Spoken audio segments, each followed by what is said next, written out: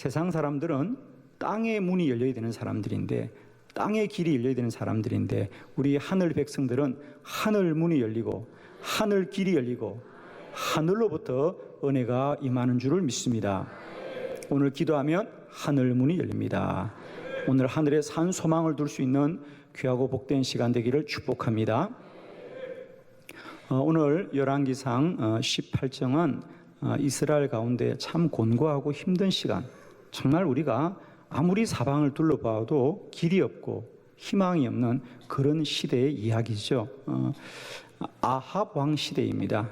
선지자는 엘리야였습니다. 아합 왕은 이세벨을 통하여서 그 나라에 불의한 우상 바알과 아세라 신을 섬기는 우상 종교가 들어오게 됩니다. 그러면서 엘리야 시대에 하나님을 섬기던 선지자들까지 다 바알을 섬기고 우상 앞에 무릎을 꿇었더라 그랬습니다.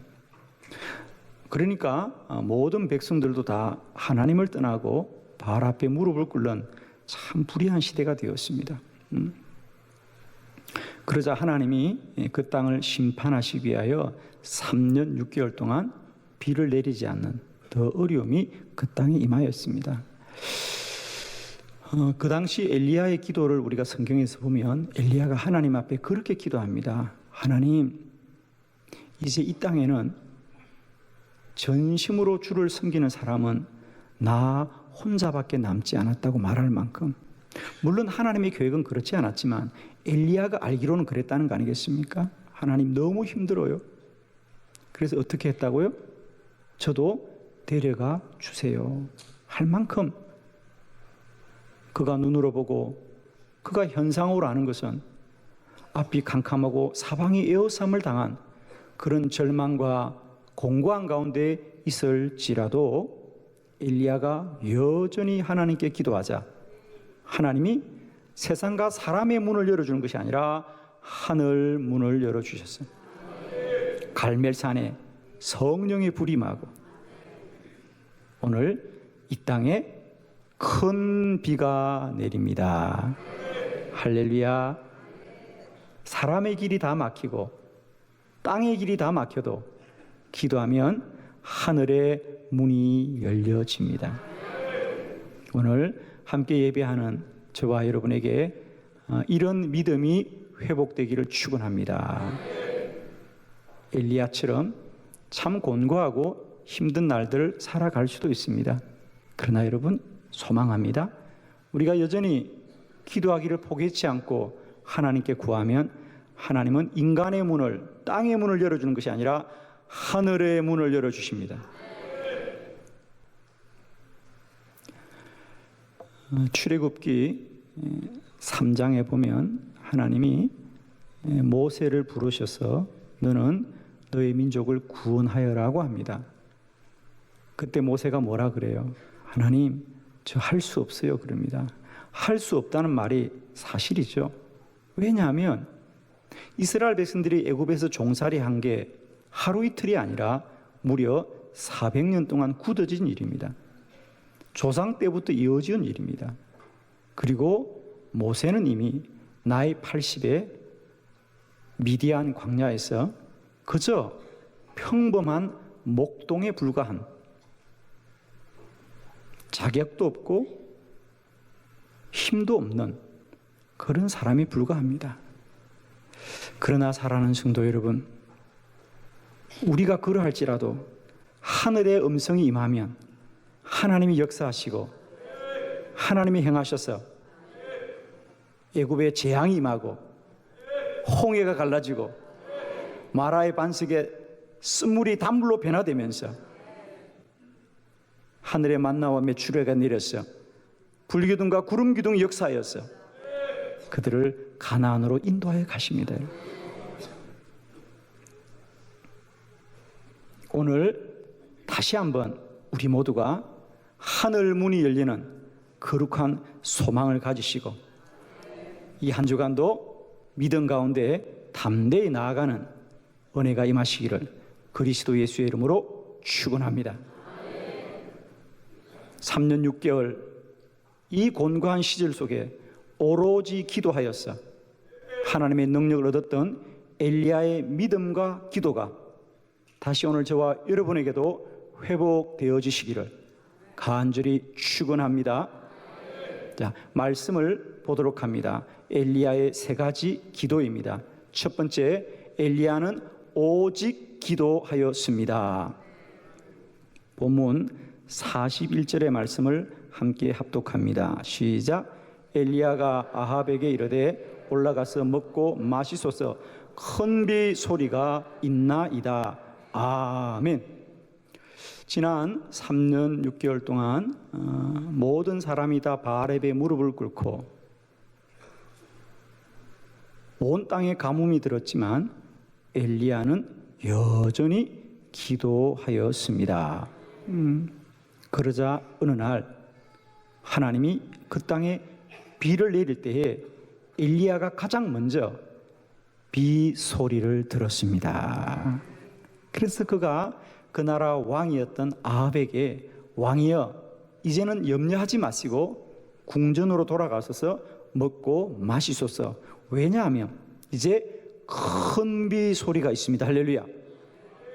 첫 번째 여기서 우리가 주목하자고 하는 것은 기도자가 기도할 때 갖게 되는 하나님의 역사하심은 그저 비가 오면 좋겠다는 마음의 소원이거나 비가 올 것 같다는 우리의 예감이나 느낌이 아니라 비가 내리는 소리를 듣습니다. 아멘이죠. 여러분 지난 3년 6개월 동안 이 땅이 가물었을 때 얼마나 많은 사람이 비가 오면 좋을 것 같아요, 비가 올 것 같아요, 비가 오겠지요라고 말했지만 아무도 빗소리는 듣지 못했는데 기도하던 종 엘리야는 비가 오면 좋겠다는 어떤 인간의 마음과 소원을 말하는 것이 아니고 비가 올 것 같다는 인간의 심리적인 예감을 말하는 것이 아니라 비 소리가 들립니다. 오늘도 저와 여러분에게 빗소리가 크게 들리는 은혜가 임하기를 축원합니다. 기도하는 사람들은 빗소리를 듣습니다. 하나님의 역사하는 소리를 들을 것이고요, 문제의 문이 열려지는 소리를 듣게 될 것입니다.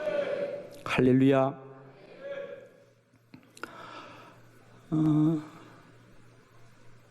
어릴 때 제가 학교를 다니던 길에 철길이 있었습니다. 그래서 그런 기억이 있습니다.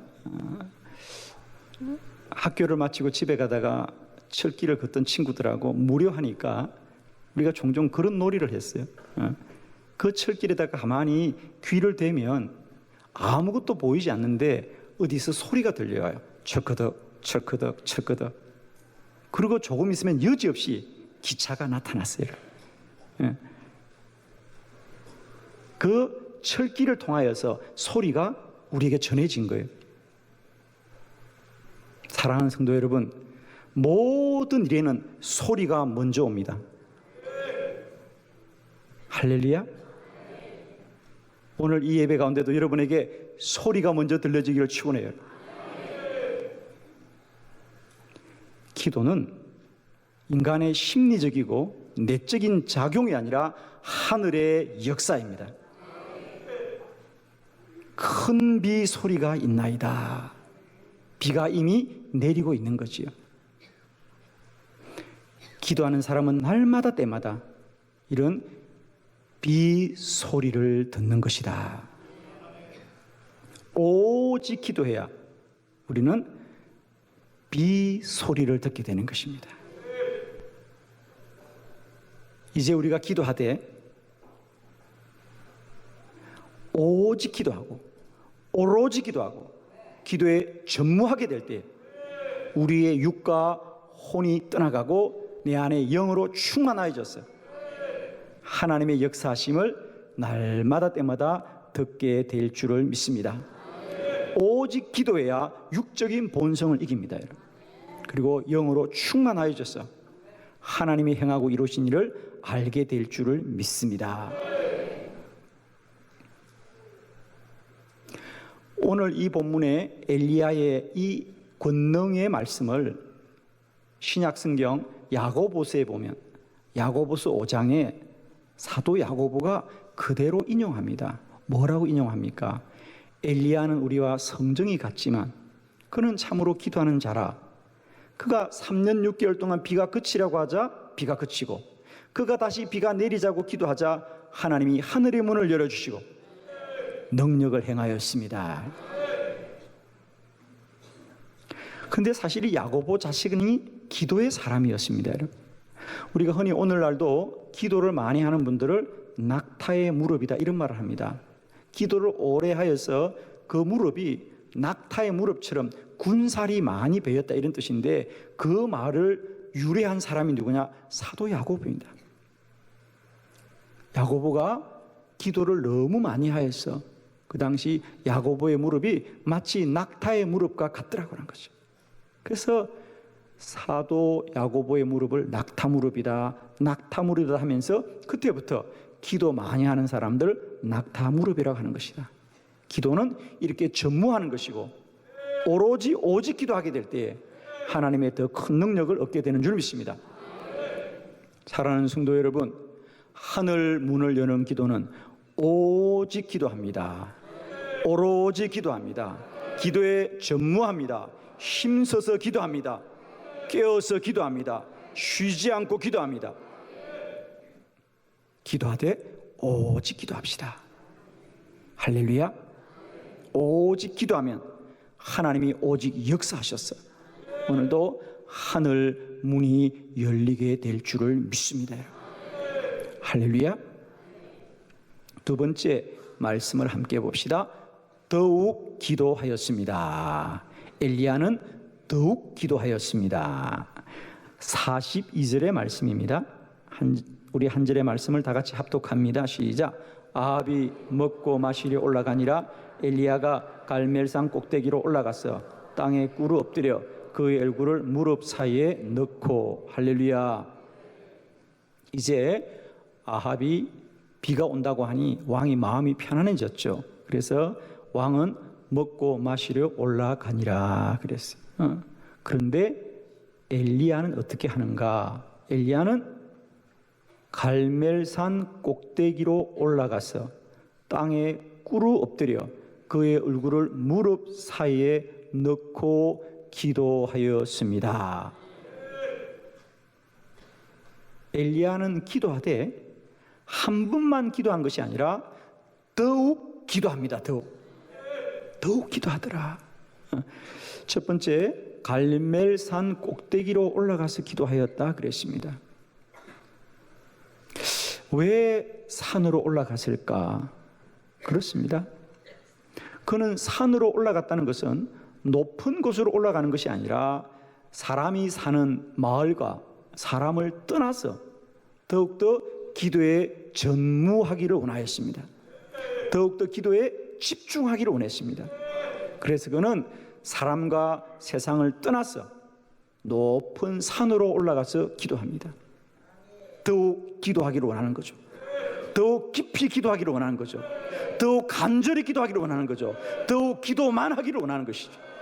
그래서 산으로 올라갔더라. 산으로 올라갔더라. 기도만 하기로 작정하는 거죠. 더욱 기도하기를 작정하는 거죠. 그리고 두 번째, 기도하되 그냥 기도하지 않고 그의 얼굴을 무릎 사이에 파묻고 기도하는 것입니다. 자, 그가 얼굴을 무릎 사이에 넣었다는 것은 우리가 무엇과 비교해서 보아야 되느냐 하면, 엘리야가 기도는 그렇게 함에도 불구하고 옆에 있던 사환에게는 너는 가서 저 하늘에 비가 오는지 내려오지 않는지를 보라 그럽니다. 그 말은 무슨 말이냐? 반대로 말하면 엘리야는 나는 오로지 기도만 하고 내가 세상과 사람의 반응을 보지 아니하리라 그런 거예요. 내가 얼굴을 무릎에 묻고 기도만 하리라, 기도만 하리라, 기도만 하리라. 더욱 기도하리라, 더욱 기도하리라. 내가 더욱 힘써서 기도하겠습니다. 마치 예수님이 겟세마네 동산에 기도하실 때 그냥 기도하지 않고 그의 땀이 핏방울이 되도록 더욱 힘써서 기도하듯이 오늘 엘리야는 기도하되 더욱 기도합니다. 더욱 기도하게 될 때에 하나님이 하늘 문을 열어주시더라. 엘리야는 기도하되 산으로 올라가서 기도하고 얼굴을 무릎에 묻고 기도하면서 오직 하나님만 기대하고 오직 하나님만 바라보고 오직 하나님만 신뢰하면서 기도하였습니다. 사실 오늘날 우리가 기도를 하면 다 그냥 기도를 하는 것 같지만은 2000년 교회 역사 가운데 보면 이 기도의 자리를 지키기 위해서 얼마나 수많은 사람들의 이 더욱 기도하는, 기도에 집중하고 전무하는 기도가 많았는지 모릅니다. 예를 들면 4세기부터 11세기까지 우리 교회 역사 가운데 많은 기도의 사람들과 수도사들이 있었습니다. 그 중에 산에 들어가서 기도하고 동굴에서도 기도하고 광야에서도 기도하고 여러 곳에서 기도하는데, 심지어 더욱더 기도에 전무하고 더욱더 기도에 집중하기 위하여 심지어 이런 분들이 있어요. 어떤 분이 있어요? 기둥을 세우고, 높은 기둥을 세우고 그 기둥 중간에 조그마한 오두막을 지어서 한 사람이 들어가서 기도할 만큼의 작은 집을 짓고 거기서 일생 동안 기도에만 전무한 사람들이 많이 있습니다. 그런 사람들을 일컬어서 우리가 기둥 수도사다 그럽니다. 기둥에서 일생을 기도에만 전무한 사람. 그런 사람 중에 유명한 수도사가 시온메라고 하는 수도사가 있습니다. 이 사람은 얼마나 기도에만 전무했느냐? 그는 무려 그의 거처를 더 이상 사람들의 소리가 들리지 않고 사람들을 볼 수 없는 17m 높이에다가 기둥을 세우고 그 꼭대기 17m 되는 높은 곳에다가 혼자만 거처할 수 있는 오두막을 짓고, 먹고 마시는 것은 두레박을 내려서 하루에 한 번 마실 물과 음식들만 공급을 받고 거기서 기도하는데 무려 37년을 기도합니다. 자, 놀랄 얘기를 할 때는 좀 놀래 주셔야 됩니다. 몇 년을 기도했다고요? 37년을 기도합니다. 그리고 459년 그는 기도하다가 그 자리에서 하나님 곁으로 가고 그의 육신은 그가 일생 동안 살았던 그 기둥 밑에 묻히고 맙니다. 사랑하는 성도 여러분, 우리들의 기도가 기도하되 더욱 기도하고 기도에 더욱 집중하고 기도에 더욱 전무할 수 있기를 바라요. 더 이상 사람에게 기웃거리지 말고 세상을 두리번거리지 마시고 기도하되 오직 하나님의 역사함을 신뢰하고 주만 바라보시고 주님만 의지하시고 기도의 깊은 골방에 들어가서 기도에 전무할 때 하나님이 역사하실 것이다. 그러므로 우리 성도들의 기도의 골방은 세상에서 가장 작은 방이지만 가장 위대한 곳이 기도의 골방입니다. 불의함으로 가득 차고 가뭄으로 고통스러웠던 지난 3년 6개월, 그러나 한 사람 엘리야의 기도가 그냥 기도하지 않고 오직 기도하고 더욱 기도하자 하늘 문을 열어주십니다. 우리가 기도하되 이제 기도에 더욱 전무하고 집중하는 은혜가 있기를 축복합니다. 세 번째, 엘리야의 기도는 계속 기도하였습니다. 43절의 말씀을 함께 봉독합니다. 시작. 그의 사환에게 이르되 올라가 바다 쪽을 바라보라.